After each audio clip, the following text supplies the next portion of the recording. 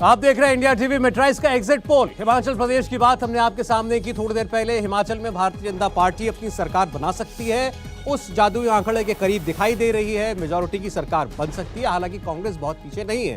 गुजरात में अभी तक कुछ वीआईपी सीटें हमने आपको दिखाएंगे। हार्दिक पटेल अपनी सीट पर आगे हमें दिखाई दे रहे हैं। मुख्यमंत्री भूपेंद्र पटेल घाटलूडिया की सीट से अब तक चुनाव आसानी से जीत सकते हैं, ये हमारे एग्जिट पोल में आया है। जिग्नेश मेवानी अपनी सीट निकाल सकते हैं, ये भी हमने आपको दिखाया। हमारे साथ अब गुजरात के गृह राज्य मंत्री हर्ष सांघवी जी वो जुड़ रहे हैं। सांघवी साहब, आपका बहुत स्वागत है इंडिया टीवी पर। मैं आपका अनुमान पूछूं, आपका गणित होगा, बल्कि आप चुनाव खत्म होने के बाद क्या कहता है। एक दो सीटों की चर्चा हम कर लें जो एग्जिट पोल में और दिखानी है, फिर मैं आपके पास आता हूं बस। तो अगली जो वीआईपी सीट है वो गांधीनगर दक्षिण की सीट है। अल्पेश ठाकुर, आप बीजेपी में, पहले कांग्रेस में थे, वो आगे हमें दिखाई दे रहे हैं। दूसरी बार इनको टिकट मिला है। गांधीनगर साउथ की ये जो सीट है, ये राजधानी की एक हाई प्रोफाइल सीट है और अल्पेश ठाकुर इस सीट को निकाल सकते हैं, जीत सकते हैं, ये हमारे एग्जिट पोल में दिखाई दे रहा है। अगली वीआईपी सीट की भी हम बात करें, लेकिन उससे पहले चूंकि हर्ष सांघवी हमारे साथ जुड़े हुए हैं, उनके पास हम चलते हैं। हर्ष जी, जब आखिरी बार मेरी और आपकी मुलाकात हुई थी तो आप बड़े कॉन्फिडेंस में नजर आ रहे थे और आप बता रहे थे कि देखिएगा इस बार रिकॉर्ड तोड़ के रहेगी भारतीय जनता पार्टी। तो दूसरे फेज के मतदान के बाद भी वो कॉन्फिडेंस आपका बरकरार है? कितने सीटों का अनुमान हर्ष सांघवी जी का है? प्राची, मैंने आपको एक और भी बात बताई थी कि आप 8 तारीख को जरूर से गुजरात आना, क्योंकि गुजरात की जनता और भारतीय जनता पार्टी साथ में मिलके एक नया इतिहास लिखने वाली है। आज अनेक चैनलों के रुझान हम सबके सामने आ रहे हैं और अगर आप अधिकतर चैनलों के रुझान अगर आप एकदम गहराई से देखोगे तो भारतीय जनता पार्टी और गुजरात की जनता एक नया इतिहास लिखने आगे निकल चुकी है। हर्ष जी, अभी अर्जुन मोढवाडिया साहब हमारे साथ थे, सीनियर लीडर कांग्रेस पार्टी के हैं। वो ये कह रहे थे कि आपके एग्जिट पोल में सच इसलिए नहीं आएगा किसी के भी, क्योंकि लोग इतने डरे हुए हैं कि अगर कांग्रेस पार्टी को वोट भी दिया होगा तो बोलेंगे भाजपा को दिया है।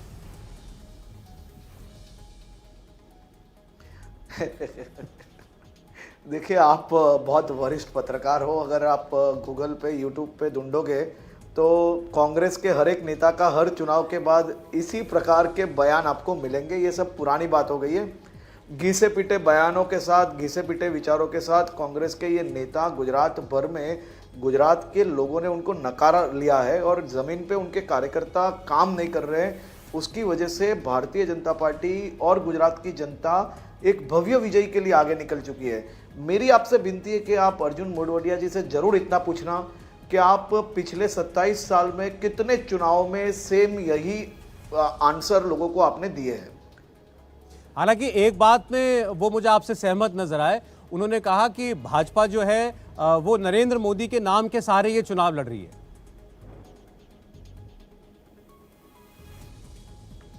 हाँ, वो कांग्रेस राहुल गांधी के नाम पे चुनाव लड़ती है, तो मोदी जी यानी क्या? तो मोदी जी यानी विकास, मोदी जी यानी साहस और संघर्ष, मोदी जी ये देश के लिए आशा है। तो मोदी जी के नाम से चुनाव नहीं तो हम किसी और के नाम से चुनाव लड़ेंगे क्या? वो हमारे नेता हैं, हम उनके नाम से ही चुनाव लड़ेंगे। उनके नेता राहुल गांधी है, वो उनके नाम से चुनाव लड़ते हैं। जी हर्ष, अच्छा ठीक, मैं एक दो सीटों का और जिक्र कर दूं, फिर मैं आ रहा हूं आपके पास। उनके पास राहुल गांधी जैसे नेता है। जी जी नहीं, जी बोले। उनके पास राहुल गांधी जैसे नेता है, तो वो उनका दुख है, वो हम क्या कर सकते हैं? नहीं, उनके तो कांग्रेस पार्टी के नेता तो ये कह रहे हैं कि राहुल गांधी की यात्रा देश को बदलने वाली यात्रा है। और आज तो खबर यह है कि अभी वो दक्षिण से उत्तर की यात्रा कर रहे थे, अब पूरब से पश्चिम भारत की यात्रा भी करेंगे।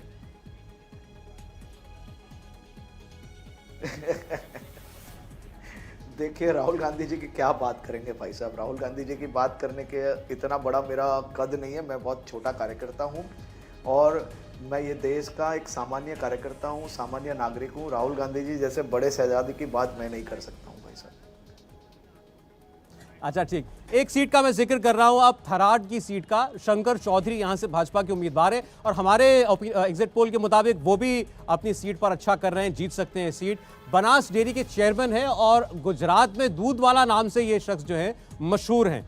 और नरोडा की अगर बात करें तो यहाँ डॉक्टर पायल कुकरानी वो भाजपा की उम्मीदवार हैं और ये भी हमें आगे दिखाई दे रही हैं। हालांकि चुनाव विशेषज्ञों का ये मानना है, एक्सपर्ट्स का ये मानना है कि ये सीट जो है ये पोलराइज सीट है, यहाँ पर ध्रुवीकरण की पॉलिटिक्स चलती है। नरोडा पाटिया के दंगे के एक आरोपी थे, उनकी बेटी हैं ये, और इस बात को लेकर के खास तौर पर असदुद्दीन ओवैसी ने खूब प्रचार किया था कि दंगे के आरोपी जो रहे उनकी बेटी को भारतीय जनता पार्टी ने टिकट दिया था। अभी ओवैसी साहब की पार्टी के एक प्रवक्ता यहाँ पर थे, उनका कहना यह था कि हम गुजरात में बहुत अच्छा करेंगे जिन सीटों पर हम लड़ रहे हैं, और ये जो एक दो सीटें, नरोडा की सीट हो गई, गोधरा की सीट हो गई, इन पर उनका ये लगातार तीखा प्रचार रहा कि भारतीय जनता पार्टी ये ध्रुवीकरण की राजनीति करती है। भारतीय जनता पार्टी ने दंगाइयों के परिवारों को टिकट दिए हैं, भले ही दुनिया उन पर आरोप लगाए कि वो मदद आपकी करते हैं।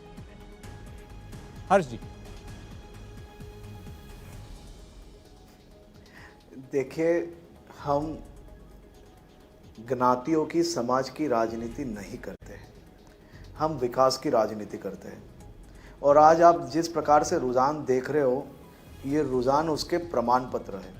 27 साल से भारतीय जनता पार्टी और गुजरात के नागरिकों ने साथ में मिलकर गुजरात को आगे बढ़ाया है।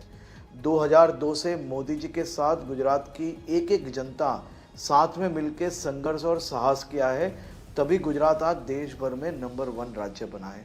गुजरात में किसानों की वृद्धि की बात हो, युवाओं के रोजगार की बात हो, गांव में हर घर तक बिजली पहुंचाने की बात हो, घर में गैस की बात हो, घर में चूल्हों की बात हो, पक्के मकान जो अपने घर, खुद के घर जो बनाने की बात हो, प्रधानमंत्री आवास की, या आयुष्मान भारत की बात हो, इस प्रकार के एक एक विषय को मोदी जी ने गांव-गांव तक पहुंचाया। तब आज भारतीय जनता पार्टी गुजरात में हर एक चुनाव में भारी मत से विजयी होती है।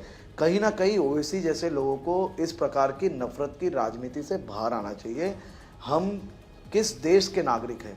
ये देश में भावुक लोग रहते हैं। हम सब एक दूसरे के साथ हाथ से हाथ मिलके, कदम से कदम मिला के ये देश को आगे बढ़ाने के लिए मोदी जी जिस प्रकार से प्रयास करते हैं, उसमें हर एक युवाओं को, हर एक महिलाओं को, हर एक नागरिक को साथ और सहयोग देना पड़ेगा। जी, आपने भावुक शब्द का इस्तेमाल किया, इसलिए मैं बीच में आपको रोक रही हूँ। असदुद्दीन ओवैसी साहब भी तो भावुक हो गए थे, वो तो बाकायदा रोने लगे थे, उनके तो आंसू निकल आए थे मुद्दों की बात करते करते।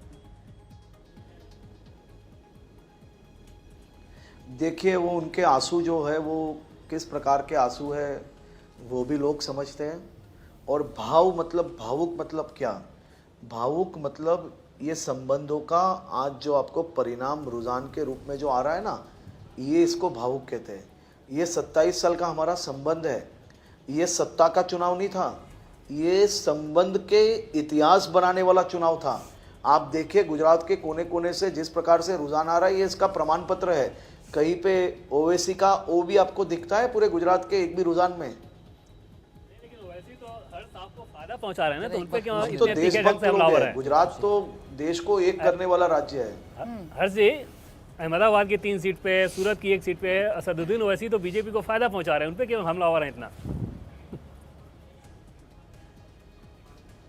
नहीं, मैं वो फायदे नुकसान, मैं तो विचारों का आदमी हूँ भाई। वो वोटों के नंबर्स हम नहीं देखते भाई साहब। हम ये देश में मात्र सीट जीतने के लिए हम लोग राजनीति नहीं करते, हम सत्ता पाने के लिए राजनीति में नहीं आए भाई साहब। हम तो समाज की सेवा करने के लिए आए हैं। मेरे राज्य के नागरिकों के हित में हम लोग को आगे बढ़ना है। अब क्योंकि वोटिंग हो चुका है, सूरत में आम आदमी फैक्टर को कैसे देख रहे हैं? कितनी सीटों पे वास्तव में तकलीफ हुई आप लोगों को आम आदमी पार्टी के चलते? देखिए, सूरत शहर में भारतीय जनता पार्टी का कमल हर एक सीट में खिलेगा।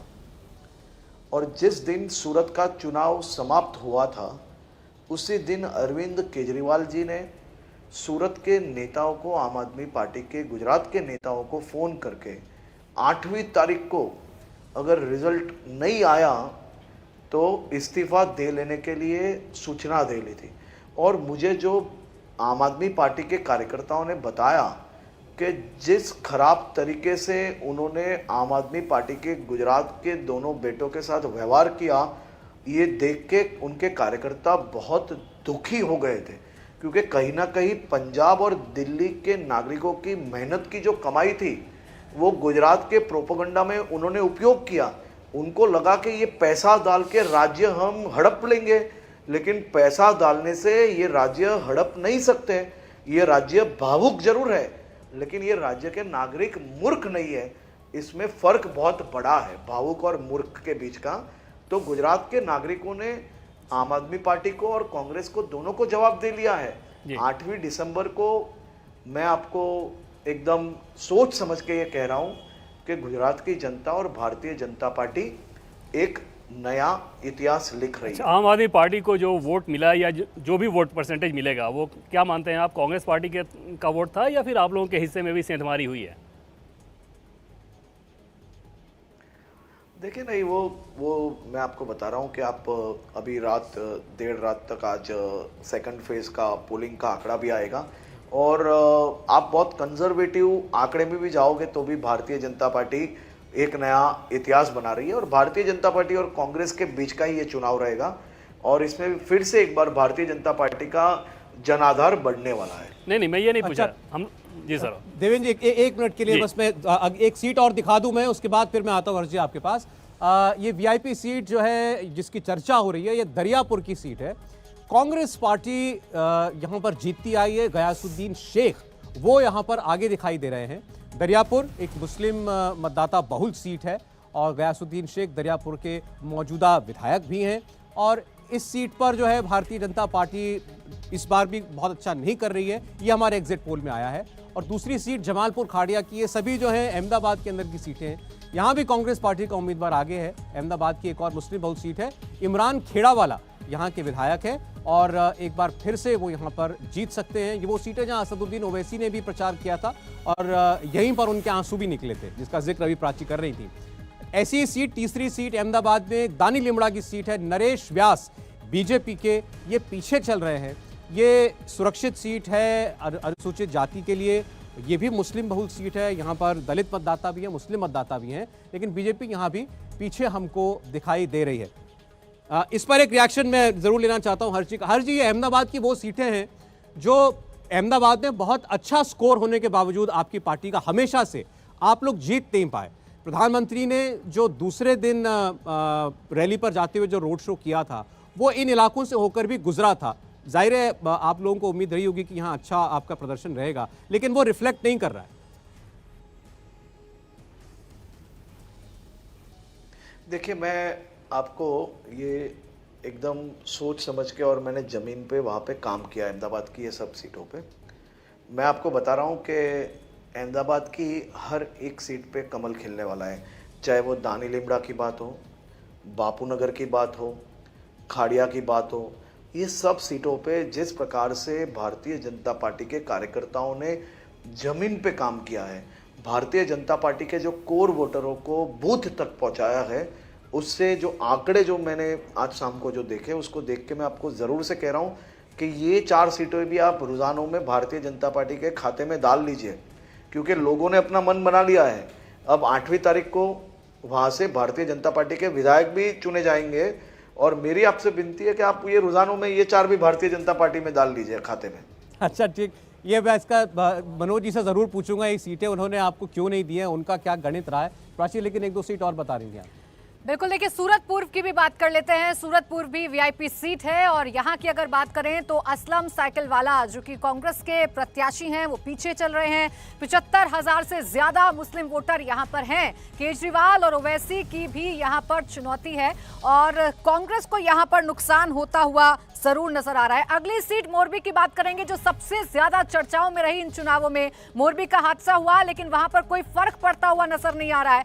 कांतिलाल अमृतिया बीजेपी के उम्मीदवार वो आगे हैं, यानी कि उन्हें यहां से जीत मिल सकती है, एग्जिट पोल ये बता रही हैं। मोरबी हादसे के बाद कांग्रेस ने इसे मुद्दा जरूर बनाया था, लेकिन मोरबी पर कम से कम इसका असर नहीं पड़ रहा है। इसके बाद वांकानेर की बात कर लेते हैं। वांकानेर में जावेद पीरजादा कांग्रेस के प्रत्याशी हैं, वो आगे चल रहे हैं, यानी वो इस सीट को निकाल लेंगे। कांग्रेस यहां पर मजबूती से चुनाव लड़ रही है। राजकोट की भी आइए बात कर लेते हैं। राजकोट पूर्व की, जहां इंद्रनील राजगुरु कांग्रेस के प्रत्याशी वो आगे चल रहे हैं। इंद्रनील राजगुरु काफी चर्चा में रहे क्योंकि आम आदमी पार्टी छोड़कर कांग्रेस में आए थे और यहां पर वो आगे हैं। इसके अलावा राजकोट पश्चिम की बात करें, सबसे सेफ सीट है भारतीय जनता पार्टी के लिहाज से। बीजेपी यहां पर आगे है। दर्शिता शाह बीजेपी की उम्मीदवार जो कि इस बार चुनावी मैदान में है। इस सीट से आपको बताएं विजय रूपाणी चुनाव लड़ा करते थे, लेकिन इस बार दूरी उनकी इन चुनावों से और दर्शिता शाह इस सीट से चुनावी मैदान में। ये मोरबी की सीट की हमने अभी बात की है, तो मोरबी की सीट पर बीजेपी के उम्मीदवार जो अमृतलाल जी, वो जो है कांतिलाल अमृतिया जी, वो आगे हमें दिखाई दे रहे हैं अभी तक। ये वो शख्स हैं, आपको बता दें, जब मोरबी का ब्रिज गिरा उसके बाद ये मदद पहुंचाने वालों में आगे थे, बहुत आगे थे। इनफैक्ट ये वो शख्स हैं जो खुद उस नदी में कूदे थे, इन्होंने कुछ लोगों की जान भी बचाई। हालांकि कांग्रेस पार्टी ने हर्षजी प्रचार ये किया था उस सीट के ऊपर, मोरबी तो अपने आप में बहुत बड़ा हादसा था ही, इनके खिलाफ प्रचार ये किया था कि ये जब नदी में कूदे तो ये लोगों को बचाने के लिए नहीं कूदे थे, बल्कि ये अपना वीडियो बनवा रहे थे ताकि अपने पार्टी हाईकमान को दिखा सके। देखिए, मुझे कांग्रेस की ये गंदी राजनीति पे जवाब देना, मैं नहीं मान रहा हूँ कि मुनाफिक है, लेकिन आप सोचिए कि मोरबी जैसे दुखद और अत्यंत दुर्भाग्यपूर्ण घटना पे कांग्रेस ने राजनीति की, जहाँ पे कई परिवारों ने अपने परिजन को खोया है, कई बच्चे चले गए, इस प्रकार का राजनीतिक माहौल खड़ा किया गया। उन बच्चों की लाशों पे ये लोग ने राजनीति की। आप सोचिए कि मोरबी में भी कांग्रेस को नकार लिया। इस प्रकार की घटना पे राजनीति करने वाले लोगों को मोरबी में भी नकार लिया है, वहाँ पे भी उनको निष्फलता मिली है। उससे आप समझ सकते हो कि इस प्रकार की राजनीति गुजरात में कतई अवकार्य नहीं है। जी ठीक, अब मैं एक ऐसी सीट की बात करने जा रहा हूं जिस पर आम आदमी पार्टी जो है उसको बहुत उम्मीदें हैं। ये खंबालिया की सीट है। ईसुदान गढ़वी जो कि आम आदमी पार्टी के गुजरात के मुख्यमंत्री पद के दावेदार थे, जिनका नाम एक पोल करके अरविंद केजरीवाल ने अनाउंस किया था, ये अपनी सीट पर पीछे चल रहे हैं। ये अपनी सीट हार सकते हैं, ये हमें पता चल रहा है। ये खंबालिया की सीट है जिसका जिक्र हमने आपके सामने किया। यहाँ से आम आदमी पार्टी के मुख्यमंत्री पद के उम्मीदवार वो जो है हमें पीछे चलते हुए दिखाई दे रहे हैं। मेरे साथ यहाँ पर पैनल में मिश्रा जी हैं, संजय मिश्रा जी, आम आदमी पार्टी से। वो कुछ आपसे कहना भी चाह रहे थे पहले, लेकिन मैं आपसे इस सीट की बात करना चाहता हूँ। ये वो सीट है मिश्रा जी जिसके बारे में अरविंद केजरीवाल ने लिख के दिया था बाकायदा पर्चे पे कि ये सीट तो आम आदमी पार्टी जीतेगी ही जीतेगी। सर्वे नहीं मानता कि इस पर आपकी सीट निकल रही है। ठीक है, मैं आपकी बात का जवाब दूं उससे पूर्व जरा भारतीय जनता पार्टी की आज के लोगों की घमंड पे हमें तरस आ रही है, इनकी सोच पे तरस आ रही है। इनके नज़र में दिल्ली की जनता जहां पे अरविंद केजरीवाल को वोट देकर सरकार बनाई वो मूर्ख और लालची है। इन्होंने किस शब्द का प्रयोग किया है कि गुजरात की जनता लालची और मूर्ख नहीं है, मतलब दिल्ली और पंजाब की जनता मूर्ख और लालची है। जी, क्या सोच हो रही है भारतीय जनता पार्टी की? ठीक है, आप इनके देश के प्रधान, जो हमारे देश के प्रधानमंत्री हैं, माननीय प्रधानमंत्री जी अपने राज्य में खड़ा होकर ये कहते हैं कि गुजराती अस्मिता की बात है, तो बिहार उनको वोट क्यों करता है? अच्छा चले एक मिनट, पंजाब उन्हें वोट क्यों करता है? आपने अपने उम्मीदवार पर नहीं बोला। मैं आ रहा हूं उसी पर, मैं उसी पर। अच्छा एक सेकंड, वो क्योंकि उठ जाएंगे, एक मिनट के लिए मैं आपके पास आ रहा हूं दोबारा। हर्ष जी, ये अभी आपने आम आदमी पार्टी के उम्मीदवारों के बारे में कहा था कि इन्होंने अरविंद केजरीवाल ने खूब डांट लगाई है उन्हें और कहा है कि अगर अच्छा नहीं किया पार्टी ने तो इस्तीफा दे दे। क्या उसमें ईसुदान गढ़वी का नाम भी है जो उनके मुख्यमंत्री पद के उम्मीदवार हैं? देखिए, वो तो चुनाव हार रहे हैं सबसे पहली बात, क्योंकि कहीं ना कहीं खंबालिया के लोग उनको पहचान चुके थे कि आम आदमी पार्टी किस प्रकार से लोगों को बंटवारे करना चाहती है। और मैं खास तौर पे आम आदमी पार्टी के जो प्रवक्ता अभी जो बात कर रहे थे उनसे कहना चाहता हूँ कि मेरी पूरे स्टेटमेंट में या वीडियो में मैंने कहीं पे भी लालच की बात ही नहीं की है। और आप जिस प्रकार से झूठ पे झूठ बोले जा रहे हो, लालची और मेरी आपसे विनती है कि आपका बौखलाहट, जिस प्रकार से आपकी लालची शब्द मैंने मेरे पूरी बात में कहीं पे उपयोग नहीं किया है। आप झूठ बोलना बंद कीजिए, आपको ये शोभा नहीं देती है। मैं आपकी खास तौर पे रिस्पेक्ट करता हूं, लेकिन इस प्रकार का रिकॉर्डिंग देख लेंगे बाद में, अभी बात हो रही है वो कीजिए। जी हर्ष जी, और आपने पूरे जो गुजरात के अगर आप रुझान देखोगे तो ये रुझान से स्पष्ट हो रहा है कि आम आदमी पार्टी गुजरात के कोई भी सेक्टर में कहीं पे भी मायने नहीं रखती, क्योंकि ये चुनाव ही भारतीय जनता पार्टी और कांग्रेस के बीच का था और ये चुनाव में फिर से एक बार भारतीय जनता पार्टी का विजयी होगा। ये आम आदमी पार्टी पंजाब और दिल्ली के लोगों की मेहनत की जो कमानी थी वो गुजरात में कहीं पे प्रोपोगंडा में उपयोग कर ले, उसका मतलब ये नहीं होता है कि वो चुनाव जीत जाएंगे भाई साहब। हर जी फिलहाल तो आपका बहुत धन्यवाद। और आपका दावा आज सबके सामने, आपने कहा कि बीजेपी अभूतपूर्व सफलता हासिल करेगी। मैं चाहूँगा कि 8 तारीख को भी आपका समय हमें ज़रूर मिले, ताकि उस दिन बात हो सके और पता चले भी जिस पार्टी के जो दावे थे वो कितने सही निकले। लेकिन बहुत धन्यवाद आपका आज हमारे साथ जुड़ने के लिए। हम बात कर रहे हैं इंपॉर्टेंट सीट्स की गुजरात की, तो अब एक और सीट आपके सामने हम रख रहे हैं। यह है कातारगाम की सीट। आम आदमी पार्टी का जिक्र हो रहा था, तो गोपाल इटालिया जो कि आम आदमी पार्टी के प्रदेश अध्यक्ष हैं, वो इस सीट पर चुनाव लड़ रहे हैं। और आम आदमी पार्टी ये वो एक सीट है जहां पर बेहतर कर सकती है, आगे चल रही है हमारे हिसाब से, और ये सीट हो सकता है गोपाल इटालिया निकाल भी ले। और ऐसे ही एक और सीट आम आदमी पार्टी की है, वो है बराचा की, और यहां पर अल्पेश कथीरिया चुनाव लड़ रहे हैं। और यहां पर भी आम आदमी पार्टी जो है वो बेहतर करती हुई हमें दिखाई दे रही। इन दोनों सीट का जिक्र भी अरविंद केजरीवाल ने किया था कि हम ये दोनों सीटें जीतेंगे, तो इन दोनों सीटों पर आगे दिख रहे हैं। ईसुदान गढ़वी की सीट पर लेकिन हमें आम आदमी पार्टी अच्छा करती हुई नहीं दिखाई दे रही है। तो आपके सामने अभी हम गुजरात के एग्जिट पोल में कुछ बड़ी सीटों का जिक्र कर रहे हैं। हमने आम आदमी पार्टी के उम्मीदवारों का भी जिक्र किया है, और उसके अलावा आपके सामने अभी हर्ष सांघवी दावा करके गए कि आम आदमी पार्टी का खाता नहीं खुलने वाला है और भारतीय जनता पार्टी सारे रिकॉर्ड तोड़ेगी। विजय पटेल हमारे साथ हैं। विजय, आम आदमी पार्टी के प्रोस्पेक्ट्स के बारे में क्या कहना चाहेंगे? वोट के बारे में कितना वोट तक वो ले सकते हैं, डबल डिजिट में आएगा या नहीं आएगा? उनका दावा तो भले ही सरकार बनाने का हो, और सीट कोई निकालेंगे या नहीं निकालेंगे? देखिए सौरभ जी, आम आदमी पार्टी सूरत में स्ट्रॉन्ग है, उसका कारण ये नहीं है कि आम आदमी पार्टी वहाँ पे स्ट्रॉन्ग है। उसका कारण ये है कि जो पाटीदार आंदोलन स्टार्ट हुआ था वो सिमटते सिमटते सूरत तक सीमित हो गया।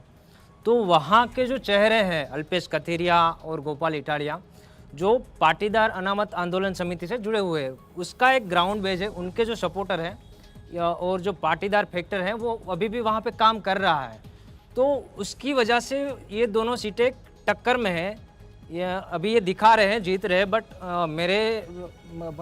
मेरे हिसाब से टक्कर में है। दूसरा, आम आदमी पार्टी सोशल मीडिया और मीडिया में सीमित रहेगी। कि मीडिया में इसलिए क्योंकि ईसुदान गढ़वी जो है वो पत्रकार रहे हैं, उनका एक सर्कल रहा था, तो मीडिया में वो काफ़ी छाए हुए थे, काफ़ी स्टोरीज भी की। और सोशल मीडिया में तो आम आदमी पार्टी हावी रहती है, मतलब काफ़ी झूठ भी फैलाते हैं, जैसे 12 लाख नौकरी वगैरह है, तो उसमें वो हावी रहते हैं। बट ग्राउंड लेवल पे उनके कार्यकर्ता नहीं थे। लास्ट में जाके अल्पेश कथीरिया है, गोपाल इटालिया, वो सिर्फ अपनी सीट तक सीमित रह गए थे, बाहर कहीं भी प्रचार करने नहीं गए थे। और अरविंद केजरीवाल और पंजाब से जो भी एमएलए वगैरह थे वो कहीं घूम रहे थे। बट ये जो बड़े बड़े सीएम के दावेदार और दूसरे जो बड़े लोग थे वो सिर्फ अपनी सीट तक ही सीमित रह गए थे, उससे आगे कहीं प्रचार नहीं कर पाए। तो सीटें निकाल सकते हैं, आपने कहा अल्पेश कथीरिया वो ठीक ठाक कर सकते हैं सीट पर। हाँ, वहाँ पे टक्कर है, क्योंकि वहाँ पे पाटीदार फैक्टर है वो काम करता है। वहाँ पे पाटीदार का जो एक वर्चस्व है वो वहाँ से रहा है। पाटीदार अनामत आंदोलन समिति के जो 2017 में भी और अभी भी। रोहन, आम आदमी पार्टी कितना बड़ा फैक्टर है? नहीं, मुझे लगता है कि सौरभ, आम आदमी पार्टी फैक्टर तो है, लेकिन आपने हर्ष का बयान अगर ध्यान से सुना हो, कहीं ना कहीं उन्होंने कहा कि हमारी जो फाइट है वो कांग्रेस के साथ में है। तो ये जो स्वर थोड़े से बदले हैं, चुनाव होने से पहले वो कह रहे थे कि फाइट आम आदमी पार्टी के साथ में, और आम आदमी पार्टी पे सारा था अटैक आम आदमी पार्टी पर, तो कांग्रेस पे तो अटैक हो ही नहीं रहा था इस पूरी इलेक्शन में। पूरे चुनाव में अगर आप देखिए फेज़ 1 फेज़ 2 में ज़्यादातर भाजपा का अटैक जो रहा है वो आम आदमी पार्टी पे रहा है। आज भले ही नतीजे जो हमारे सामने नज़र आ रहे हैं एग्जिट पोल के, वो कहीं ना कहीं रुझान ये दिखा रहा है कि आम आदमी पार्टी कम सीटें ला रही है, लेकिन मैं विजय से थोड़ा सा डिसएग्री इसलिए करूंगा क्योंकि सूरत का जो एरिया है वो भले ही गढ़ बीजेपी का रहा हो और हर्ष वहां से आते हैं, लेकिन आम आदमी पार्टी ने अपना फोकस वहीं पे रखा, क्योंकि एक तो डायमंड मर्चेंट्स जो है वो वहां से आते हैं, बड़े पावरफुल कम्युनिटी है, जो कि जिस तरीके से लुधियाना का या जलंधर का पंजाब में हम रुझान देखें आम आदमी पार्टी के पक्ष में गया, तो बिजनेसमैन को उन्होंने कब्जे में रखा। मुझे याद है कि केजरीवाल जी ने दिल्ली के चुनाव में भी बिजनेसमैन को जो है वो खींच लिया था अपनी तरफ है दिल्ली में चुनावों में, और सूरत से इसलिए उठाने की कोशिश करी उनको। बट ये मैं शायद नहीं मानता कि इतनी जल्दी इतनी कम सीटों में सिमट जाएगी आम आदमी पार्टी। कहीं ना कहीं 5-10 सीटें तो वो जरूर लाएगी और सूरत से बियॉन्ड भी वो सीटें रहेंगी। ठीक, प्राची। बिल्कुल, देखिए आम आदमी पार्टी का फैक्टर काम तो कर रहा है, क्योंकि खुद प्रधानमंत्री नरेंद्र मोदी को जिक्र करना पड़ा था और कहना पड़ा था कि कांग्रेस अंडर करंट काम कर रही है, यानी इससे साफ तौर पर मैसेजिंग की गई थी। अब बाकी वीआईपी सीटों की बात कर लेते हैं। गोधरा की बात करेंगे, जिस पर सबसे ज्यादा सभी की निगाहें हैं और गुजरात के साथ हमेशा गोधरा की चर्चा होती है। यहाँ पर सीके राहुल जी बीजेपी के उम्मीदवार, ये आगे हैं, यानी इस सीट पर एक बार फिर से बीजेपी कब्जा कर लेगी। हालांकि 2017 में जीत का मार्जिन सिर्फ 258 वोट था, यानी 250 वोट का मार्जिन था, लेकिन इस बार भी सीके राहुल जी इस सीट को निकाल लेंगे, ऐसा फिलहाल एग्जिट पोल बता रहा है। अमरेली सीट की बात कर लेते हैं। अमरेली सीट की अगर बात करें तो यहां कांग्रेस के परेश धानाड़ी पीछे हैं। इस सीट पर बीजेपी अपना परचम लहरा सकती है। कांग्रेस यहां फाइट में है, लेकिन फिलहाल ये सीट नहीं निकलेगी। गुजरात की अगली वीआईपी सीट की बात कर लेते हैं, भावनगर ग्रामीण सीट। यहां पर पुरुषोत्तम सोलंकी आगे हैं, बीजेपी के प्रत्याशी हैं और इस सीट पर कमल मजबूती से चुनाव लड़ता हुआ नजर आ रहा है। अगली सीट की बात करें, भावनगर पश्चिम, जीतू वाघाणी बीजेपी के उम्मीदवार और ये भी इस सीट पर आगे हैं, यानी ये सीट भारतीय जनता पार्टी निकाल लेगी। इस सीट पर भी बीजेपी मजबूती के साथ लड़ रही है। अगली सीट जिसकी सबसे ज्यादा चर्चा रही, जामनगर उत्तर, रिवावा जाडेजा जो कि मैदान में उतरी, रविंद्र जाडेजा की पत्नी। यहां पर कांटे की टक्कर जरूर है, लेकिन फिर भी कंफर्टेबल सिचुएशन में बीजेपी है। रिवावा जाडेजा इस सीट पर जीत हासिल कर सकती हैं, वो इस सीट को जीत सकती हैं। हालांकि अपनों का साथ उन्हें नहीं मिला था, अपने ही परिवार में उनके खिलाफ बयानबाजी हो रही थी, लेकिन रविंद्र जडेजा ने भी कैंपेनिंग की है, जिसका फायदा उनको जरूर मिल सकता है। ये रही वीआईपी सीटों की बात। और आइए अब आपके सामने हम रखते हैं गुजरात के अलग अलग क्षेत्रों के आंकड़े। अब एग्जिट पोल में वक्त है किसको कितना वोट मिला गुजरात में, यह आपको बताने का। शुरुआत करने जा रहे हैं जहां पर सबसे पहले वोटिंग हुई थी, सौराष्ट्र कच्छ की। 54 सीटें यहां पर आती हैं और वोट शेयर की अगर बात करें तो भारतीय जनता पार्टी इन 54 सीटों पर 49% वोट हासिल कर सकती है।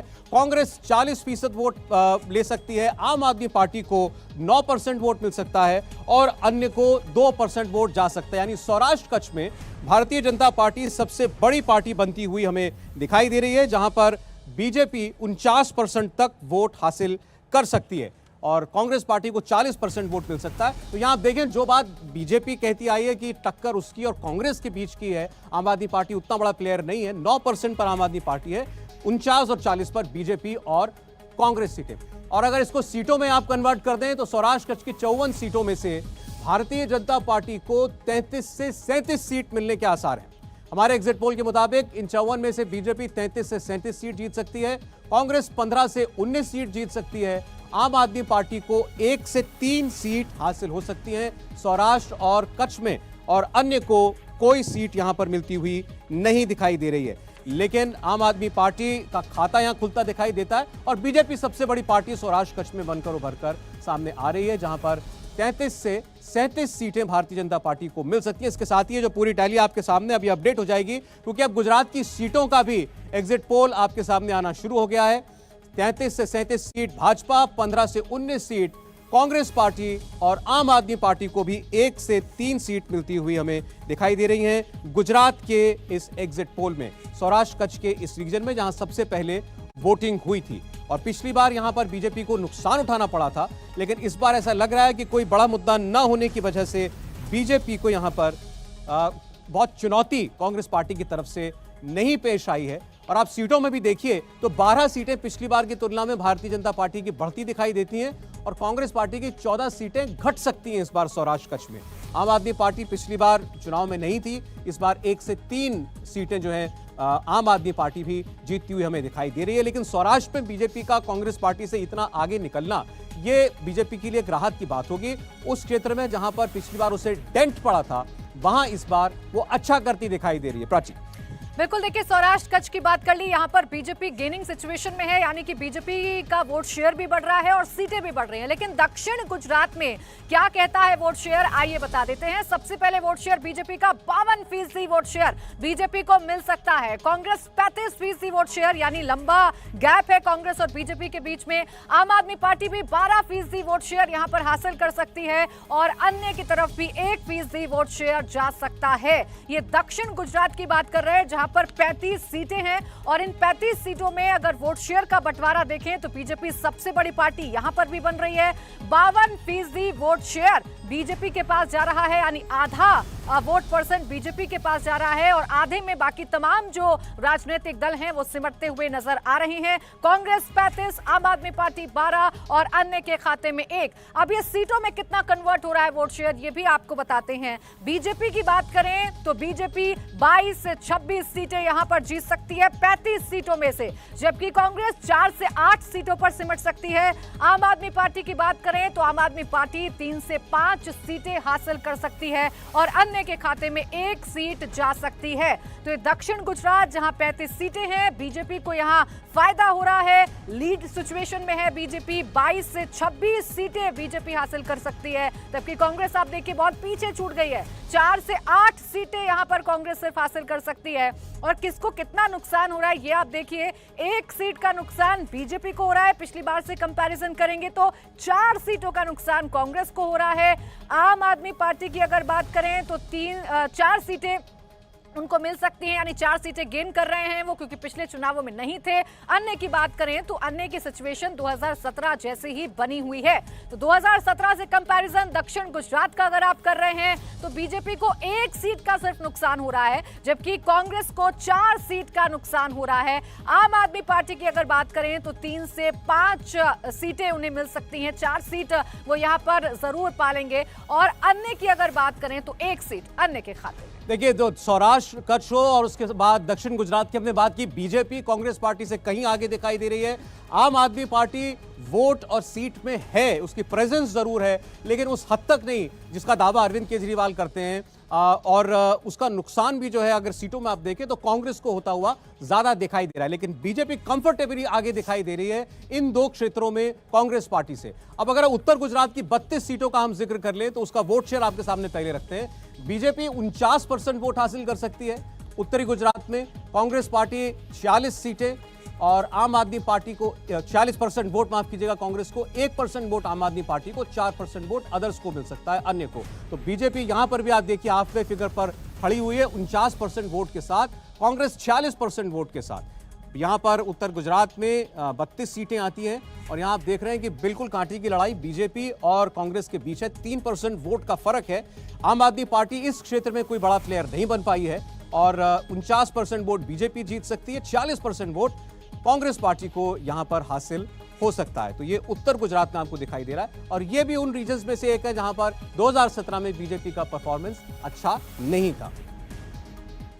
और ये वोट शेयर सीटों में कितना कन्वर्ट हुआ है ये भी हम जल्दी से बता देते हैं। उत्तर गुजरात की बात कर रहे हैं जहां कांटे की टक्कर देखने को मिल रही है और सीटें ये बता रही हैं कि बीजेपी 16 से 20 सीटें जीत सकती है, कांग्रेस 12 से 16 सीटें जीत सकती है। आम आदमी पार्टी यहां पर खाता नहीं खोल पाएगी और अन्य के लिए भी यहां पर कोई गुंजाइश नहीं है, यानी सीधा मुकाबला भारतीय जनता पार्टी और कांग्रेस के बीच में है जैसा हम वोट शेयर में देख रहे थे, लेकिन सीटों में उसे बीजेपी कन्वर्ट कर पा रही है। 16 से 20 सीटें 32 में से जीत सकती है भारतीय जनता पार्टी और कांग्रेस 12 से 16 सीटें जीत सकती है, यानी वो रीजन है जहां पर कांग्रेस अच्छी फाइट देती हुई नजर आ रही है भारतीय जनता पार्टी को, क्योंकि 12 से 16 सीट कांग्रेस यहां पर जीत सकती है। बीजेपी की बात करें तो 16 से 20 सीटें बीजेपी जीत सकती है और आम आदमी पार्टी यहां पर खाता नहीं खोल पाएगी, यानी आम आदमी पार्टी का कोई मैजिक यहां पर नहीं चलने वाला है और अन्य के लिए भी यहां पर कोई भी गुंजाइश नजर नहीं आ रही है। और आपके सामने गुजरात के हम 4 में से 3 क्षेत्रों की बात अब कर चुके हैं, केवल मध्य गुजरात की बात करना बाकी है, जो सबसे बड़ा क्षेत्र है सीटों के लिहाज से 61 सीटें वहां पर है। लेकिन जो 3 रीजन हमने आपको दिखाए हैं इनमें बीजेपी एक अच्छी बढ़त के साथ आपको दिखाई दे रही है। एक बार फिर से रिकैप कर दें आपके लिए, तो पहले हमने सौराष्ट्र कच्छ की 54 सीटों की बात की थी जहां बीजेपी को 49% वोट शेयर मिल सकता है। सौराष्ट्र कच्छ की 54 सीटों में से 33 से 37 सीटें भाजपा जीत सकती है। इसके अलावा 15 से 19 सीटें कांग्रेस पार्टी को मिल सकती हैं। काफी गैप है बीजेपी और कांग्रेस के बीच में। आम आदमी पार्टी का यहां पर 1 से 3 सीटों पर जनाधार दिखाई दे रहा है, मैक्सिमम 3 सीटें आम आदमी पार्टी भी यहां पर निकाल सकती है। तो ये सौराष्ट्र कच्छ की बात थी आपके सामने। और अब हम बात करेंगे आपके साथ दक्षिण गुजरात की। एक बार फिर दक्षिण गुजरात के एग्जिट पोल के नतीजे एक बार फिर आपके सामने। 35 सीटें हैं कुल, 35 में से 22 से 26 जीत सकती है बीजेपी, 4 से 8 कांग्रेस पार्टी और आम आदमी पार्टी दक्षिण गुजरात में 3 से 5 सीटें निकाल सकती है और अन्य जो हैं वो भी 1 सीट मैक्सिमम निकाल सकते हैं, अन्य छोटे दल या निर्दलीय। ये वो इलाका था जहां बिल्कुल टक्कर थी बीजेपी और कांग्रेस के बीच में 2017 में, लेकिन यहां इस बार मीलों आगे निकलती हुई बीजेपी दिखाई दे रही है आपको कांग्रेस पार्टी से। तो और ये दक्षिण गुजरात की 35 सीटों का गणित आपके सामने है। एग्जिट पोल कहता है कि बीजेपी यहां पर नंबर 1 पार्टी तो है ही, लेकिन बहुत बड़े मार्जिन के साथ। आप देखें कितना अंतर है बीजेपी और कांग्रेस के बीच में दक्षिण गुजरात में। और साथ ही उत्तर गुजरात की 32 सीटों का भी जिक्र हमने आपके सामने किया था, वो भी देख लें एक बार फिर। 16 से 20 सीटें बीजेपी यहां जीतती हुई हमें दिखाई दे रही है, 12 से 16 कांग्रेस पार्टी, काफी फर्क। आम आदमी पार्टी उत्तर गुजरात की 32 सीटों में खाता खोलती हुई हमें नहीं दिखाई दे रही है और अन्य जो है वो भी यहां पर एक कोई बड़ा प्लेयर बनते नहीं दिखाई दे रहे।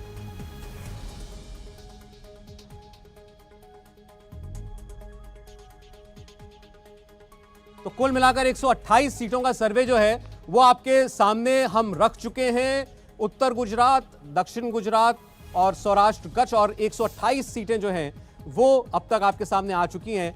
इसमें से भारतीय जनता पार्टी काफी बढ़त बनाती हुई दिखाई रही है, 77 से 85 सीटें, 36 से 46 आपको दिखाई दे रही है कांग्रेस पार्टी, और 4 से 6 पर आम आदमी पार्टी जीत अपनी दिखा सकती है। ये इस एग्जिट पोल में दिखाई दे रहा है। तो 4 में से 3 क्षेत्रों में बीजेपी काफी आगे दिखाई दे रही है। और इस वक्त हमारे साथ गुजरात के पूर्व मुख्यमंत्री विजय रूपाणी जुड़ गए हैं, क्योंकि एग्जिट पोल पर सबके रिएक्शंस हम लगातार ले रहे हैं। रूपाणी जी, आपका बहुत स्वागत है इंडिया टीवी पर। सवाल यही है कि एग्जिट पोल में हम तमाम रीजन वाइज तो बता रहे हैं गुजरात का, लेकिन आपका अपना आंकलन क्या कहता है, कितनी सीटें इस बार बीजेपी हासिल कर लेगी?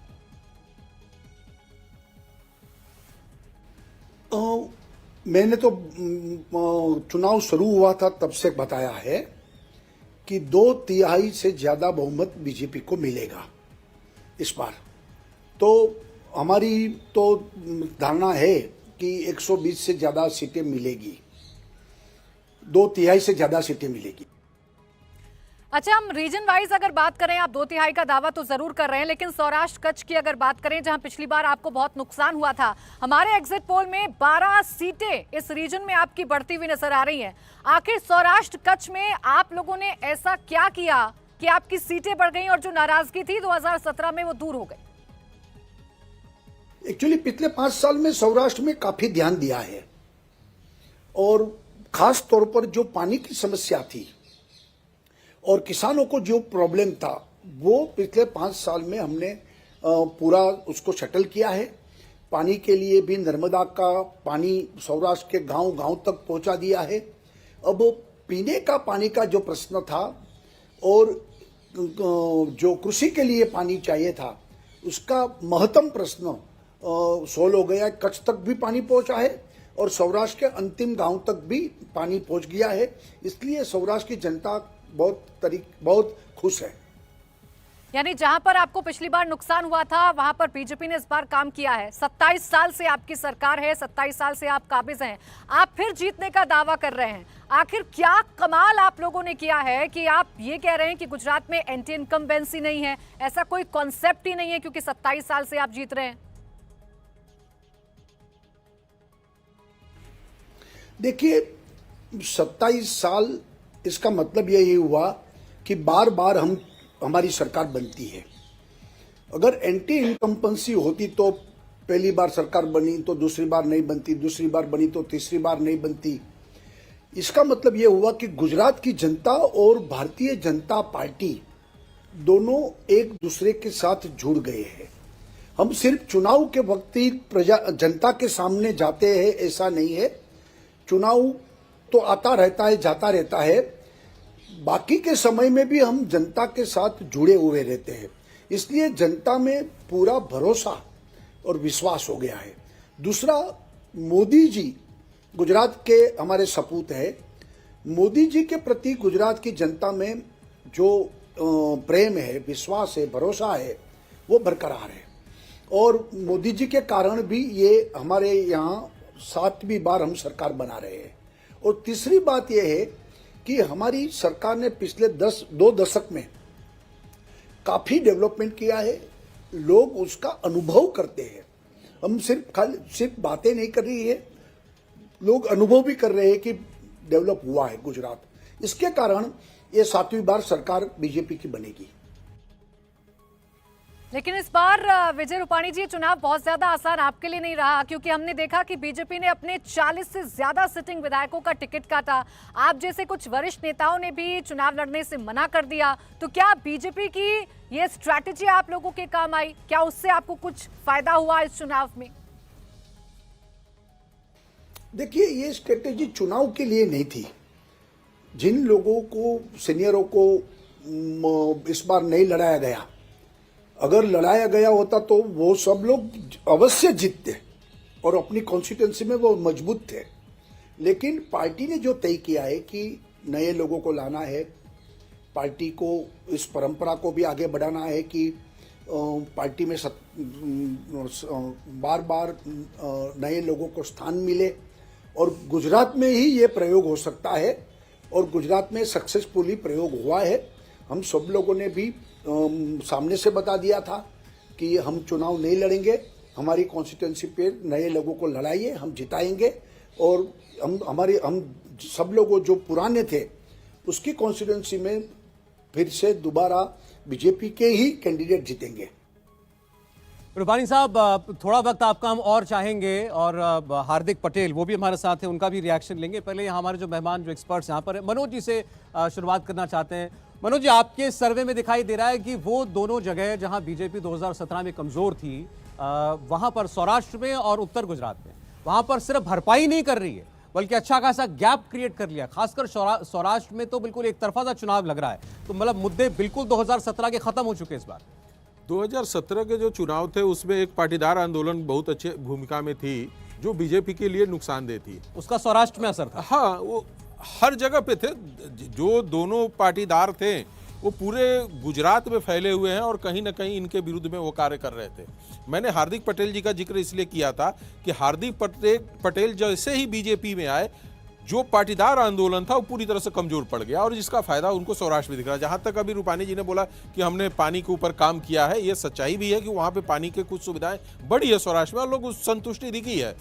लेकिन दूसरी बात है कि जो एंटी कमेंसी की बात कर रही थी प्राची की, उसकी बात है राजकोट की 4 सीटें, चारों सीटों पे से टिकट हटा दिया गया था, और वहां से 1 सीटें आपने अभी दिखाया भी कि एग्जिट पोल में कांग्रेस जीतते हुए आ रही है। यानी कि एंटी कमेंसी होते हुए के बाद भी कहीं न कहीं हम जातीय समीकरण और वहां की भौगोलिक स्थिति के हिसाब से जिस तरीके से सीटों का उन्होंने बंटवारा किया और पाटीदारों को इन्होंने जिस तरीके से मोबिलाइज किया अपने लिए, वो दिख रहा है ये पूरे सिचुएशन में। वहीं आप सूरत की बात, अभी जो बात हो रही थी, सूरत भी वही स्थिति है जो सौराष्ट्र की टोटल एरिया में ले, वो दक्षिण गुजरात की स्थिति जो है।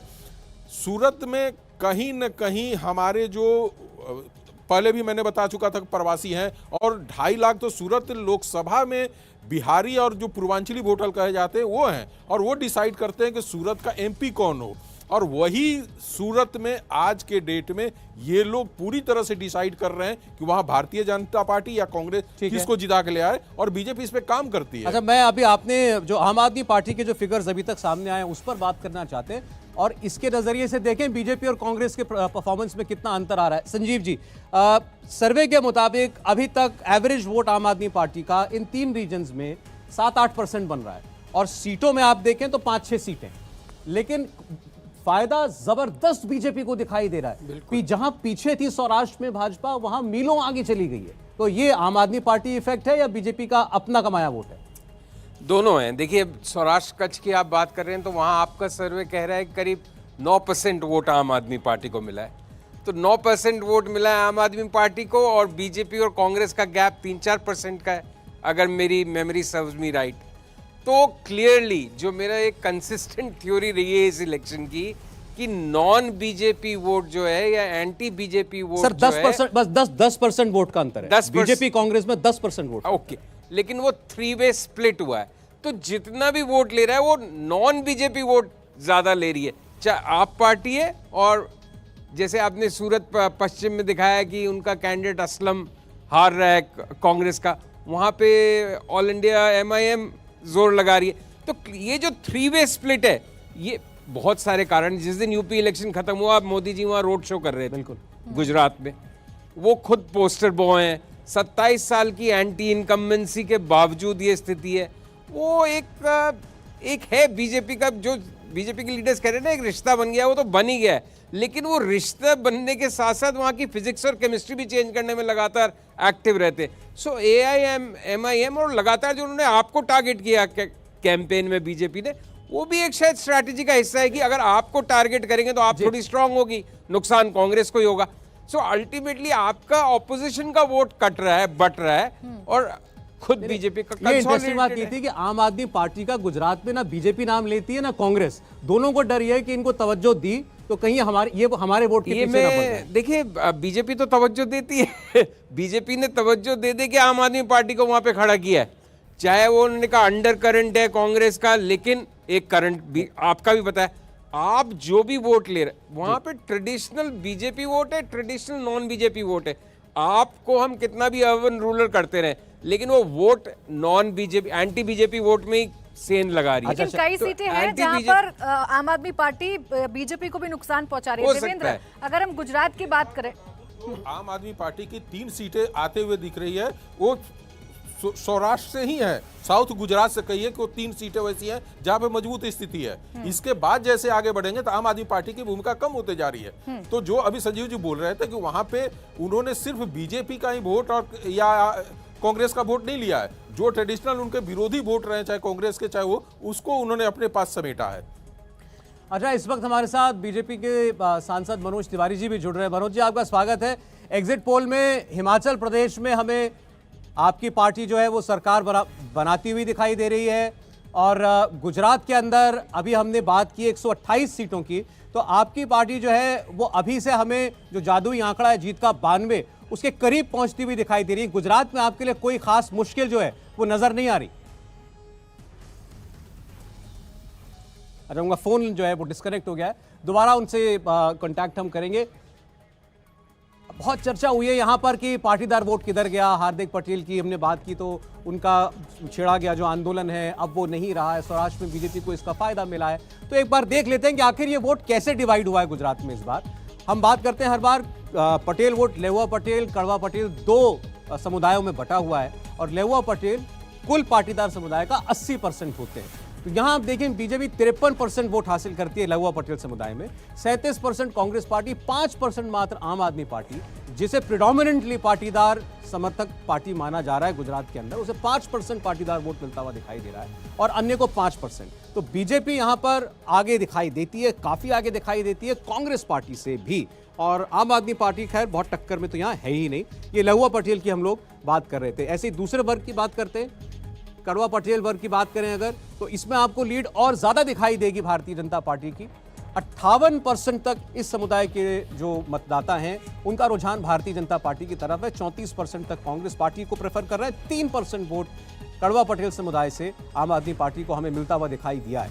तो ये आपके सामने कड़वा पटेल समुदाय के वोट पैटर्न का एक आंकलन है, और इसमें बीजेपी आपको सबसे आगे दिखाई दे रही है। एक डोमिनेंट समुदाय है पटेल समुदाय गुजरात का, कई सीटों पर डिसाइडिंग फैक्टर भी है, और उसमें बीजेपी आपको अपने कंपटीशन से काफ़ी आगे नजर आएगी। बिल्कुल, ये देखिए पटेल की हम बात कर रहे हैं, और जैसा कि 2017 में देखने को मिला था कि पाटीदार आंदोलन की वजह से बीजेपी को काफ़ी नुकसान हुआ था, लेकिन अभी जो फिलहाल हमारे एग्जिट पोल के आंकड़े बता रहे हैं उसमें बीजेपी को नुकसान जो हुआ था 2017 में उसकी भरपाई हो गई है। विजय, क्या ऐसे मुख्य पॉइंट्स आपको लगते हैं कि जो 2017 में एक लहर थी नाराजगी की, एक भारी नाराजगी थी, पाटीदार आंदोलन हमने देखा था, वो एकदम से खत्म हो गया और इतना ज्यादा % हमें देखने को मिल रहा है, चाहे लेउआ पटेल हो चाहे कड़वा पटेल हो, आधे से ज्यादा बीजेपी को पसंद कर रहे हैं। ऐसा क्या बदल गया इन 5 सालों में? देखिए प्राची जी, पाटीदार समुदाय में 2 तरह के लोग हैं, एक तो किसान है और दूसरे बिजनेसमैन है। तो किसानों को सौराष्ट्र में फ़ायदा हुआ है, नर्मदा का पानी जो पहुंचा है उनसे, और इस साल जो प्राइस है वो भी अच्छा मिला है सबको। दूसरे जो बिजनेसमैन हैं वो चाहते हैं कि जैसे अभी भी स्टेट जो सेफ है बिजनेस के लिहाज से वो कायम रहे। तो ये 2 फैक्टर हैं। लोग चाहते हैं कि स्टेबल गवर्नमेंट होगी, कंटिन्यू गवर्नमेंट होगी, तो उसके ये फ़ायदे हैं। दूसरा, पाटीदार आंदोलन जो था उसका नुकसान था बट उसके बाद वो सिमट गया, ख़त्म हो गया। जो लोग थे वो बिखर गए, कोई आम आदमी पार्टी में चला गया, कोई बीजेपी में आ गया, एक दो लोग कांग्रेस में चले गए, तो उसका जो असर है वो वही ख़त्म हो गया। तो मेन इश्यू जो सौराष्ट्र, ज़्यादातर पाटीदार सौराष्ट्र में रहते हैं, तो मेन इश्यू जो पानी का था वो सोल्व हुआ है, जैसे विजय रूपाणी जी बोले थे। और दूसरा, बिजनेस के लिहाज से भी काफ़ी अच्छा माहौल रहता है वहाँ पे, तो लोग चाहते हैं कि वो कंटिन्यू बना रहे हैं, वही रीज़न है। अच्छा, हम लोग बात कर रहे हैं पाटीदार समुदाय का वोट बीजेपी को क्यों इतनी बहुतायत में मिला। हार्दिक पटेल इस वक्त हमारे साथ हैं। हार्दिक, ये हमने दिखाई दे रहा है कि पाटीदार समुदाय का वोट दोनों ही, कड़वा पटेल, लेवा पटेल, बीजेपी को जा रहा है, काफ़ी बड़ी तादाद में जा रहा है। आप विरमगाम से इस वक्त चुनाव में हैं, आपका अपना क्या एनालिसिस है, क्या अंदाजा है? निश्चित रूप से ये सीट हम जीतेंगे, लेकिन इस सीट जीतने में यहाँ के लोगों की जो प्यार, लोगों की एकता जो मिली है, मैं उनको धन्यवाद देने वाला हूँ। क्योंकि एक 28 साल के लड़के ने जो पिछले 5 साल से यहाँ 5 महीनों से जो लगातार ग्राउंड लेवल पर काम किया, इसी मिट्टी में जन्मा, यहाँ पढ़ा, यहाँ बड़ा हुआ, यहाँ खेला, और यहाँ के लोगों की समस्याओं को, यहाँ के हर एक व्यक्ति को समझता हूँ और जानता हूँ। मैं अपनी तहसील को अन्य तहसीलों से बेहतर और मॉडल बनाना चाहता हूँ। जैसे हिंदुस्तान का मॉडल गुजरात है, ऐसे ही मैं अपने गुजरात में मेरी तहसील को एक मॉडल बनाना चाहता हूँ। और निश्चित रूप से आने वाले 5 सालों में, जब आप 5 साल के बाद आएंगे, तो आज का जो विरमगाम है वो नया और बदला हुआ विरमगाम मिलेगा। जी हार्दिक, और अभी हम कुछ और समुदायों की बात भी करेंगे, कुछ और सोशल सेगमेंट्स की, कि उनका वोट जो है वो कैसे डिवाइड हो रहा है। तो अगर आदिवासी समुदाय की बात कर लें, तो आप देखें इस वोट वर्ग में, इस समुदाय में, जिसे बीजेपी नहीं बल्कि कांग्रेस का कोर वोट माना जाता है, तो वहाँ पर भी आप बीजेपी को बहुत अच्छा करता हुआ देखेंगे। लेकिन उससे पहले हार्दिक, अगर पूरे गुजरात का आपसे एक अंदाज़ा लेना चाहें, वोटिंग के बाद आपको क्या लगता है, आपकी पार्टी कितनी सीटों तक जा सकती है? और आप खुद विरमगाम से काफ़ी कॉन्फिडेंट हैं जीत के, तो कितना मार्जिन आप समझते हैं अपनी जीत का? मैंने कहा 145 से 150 सीटों के साथ, और ये सीट 15 से 17 हज़ार वोटों से जीती जाएगी। जी ठीक, अब मैं आदिवासी वोट की बात हम कर लेते हैं। 49% तक ये वोट देखिए बीजेपी को मिल सकता है, कांग्रेस को 42% और आम आदमी पार्टी को मात्र 2% ये वोट जा सकता है। अन्य को 7% आदिवासी वोट मिलता हुआ दिखाई देता है। एक पूरी बेल्ट है जिसमें आपको आदिवासी समुदाय के लोग रहते हुए नजर आते हैं गुजरात के अंदर, और काफ़ी प्रतिशत है उनका। और उसमें अगर बीजेपी इतना अच्छा कर रही है तो बाकी माना जाना चाहिए कि इस बार बीजेपी गुजरात के सभी क्षेत्रों में और सभी समुदायों के बीच पे अपनी अच्छी पैठ बनाने में कामयाब हुई है। इसी के साथ साथ दलित वोट की बात भी कर लें, यहाँ भी आपको बीजेपी आगे दिखाई देगी। 48% तक भारतीय जनता पार्टी को दलित वोट गुजरात में मिल सकता है, हमारा अंदाजा है। कांग्रेस को 41%, आम आदमी पार्टी को 7% तक दलित वोट मिल सकता है और अन्य को 4% वोट मिलता हुआ दिखाई दे रहा है। देवेंद्र, इस पर आपसे जरूर बात करें, खास तौर पर अनुसूचित जनजाति पर का जो वोट है, गलत नहीं तो ये पहले कांग्रेस पार्टी का ट्रेडिशनल वोट था। जी हाँ, निश्चित तौर पे एससी और ट्राइबल ये हमेशा से ही बीजेपी को तकलीफ देते रही है गुजरात में। और हैरानी इस बात की थी कि यार पिछले 8 सालों में भी देखें तो जब से दिल्ली में आए हैं प्रधानमंत्री नरेंद्र मोदी, इन दोनों समुदाय के लिए उन्होंने कई सारे काम किए जो कि वो बताया जा सकता है। वो लोग गिनाते हुए उसके बावजूद उसमें सेधमारी करने में दिक्कत हो रही थी, लेकिन पिछले 2-3 सालों में इसमें काफ़ी फर्क नज़र आया है। और इसमें संघ परिवार का जो वनवासी संगठन है जो कि आदिवासियों के बीच काम करता है, उनको इस बार बहुत ज़्यादा सक्रिय किया गया था। और ख़ासतौर पर पिछले 1 साल में वो सक्रियता और ज़्यादा बढ़ाई गई थी इस लिहाज से, क्योंकि उन्हें ये इस बात की सूचना मिली थी कि अरविंद केजरीवाल आम आदमी पार्टी बहुत सारे गैर सरकारी संगठन जो कि आदिवासियों के लिए काम करते हैं उन्हें वहाँ लगाया गया है। तो उसको काउंटर करने के लिए वनवासी आश्रम को लगाया गया था और उसका फ़ायदा मिलता नज़र आ रहा है। और आप केंद्रीय स्तर पे भी देखें, जब राष्ट्रपति को दिया गया ट्राइबल या एससी के लिए इतने सारे फैसले किए गए, उसके बाद ये उम्मीद जताई जा रही थी कि इसका फ़ायदा निश्चित तौर पर मिलेगा और इस बार के इलेक्शन में वैसा होता नज़र आ रहा है। तो ट्राइबल वोट बीजेपी के साथ दिखाई दे रहा है गुजरात में, दलित वोट बीजेपी के साथ दिखाई दे रहा है। अब उस वोट की बात करते हैं जो माना जाता है कि बीजेपी को प्रेफर करता है, सवर्ण वोट, अगड़ी जाति जिनको हम कहते हैं। तो उसमें आप देखिए 49% तक ये वोट जो है सवर्ण वोट, ये बीजेपी को हासिल हो सकता है गुजरात में। 41% तक इस समुदाय में या अगड़ी जातियों के अंदर कांग्रेस पार्टी के लिए प्रेफरेंस है। आम आदमी पार्टी को 8% अगड़ा वोट मिल सकता है और अन्य को 2%। गुजरात के सवर्ण वोट का आप देख रहे हैं डिवीजन गुजरात में किस तरीके से होता हुआ हमें दिखाई दिया। 49% बीजेपी, 41% कांग्रेस, आम आदमी पार्टी को 8% अगड़ा वोट और अन्य को 2%। अब जिसकी चर्चा बहुत ज्यादा हुई इस बार, खास तौर पर असदुद्दीन ओवैसी के चुनाव लड़ने की वजह से, 13 सीट पर हालांकि सिर्फ वो चुनाव लड़ रहे हैं, लेकिन मुस्लिम वोट को लेकर के बहुत बातें हुई हैं। कांग्रेस पार्टी के लिए एक तरफा वोट करने वाला मुस्लिम समुदाय का वोट क्या बटा इस बार आम आदमी पार्टी के आने से? आप देखें, बीजेपी को 11% वोट मिलता हुआ दिखाई दे रहा है, मुसलमान वोट, कांग्रेस को 67%। अभी भी एक लायंस शेयर इस वोट का कांग्रेस पार्टी को मिल रहा है।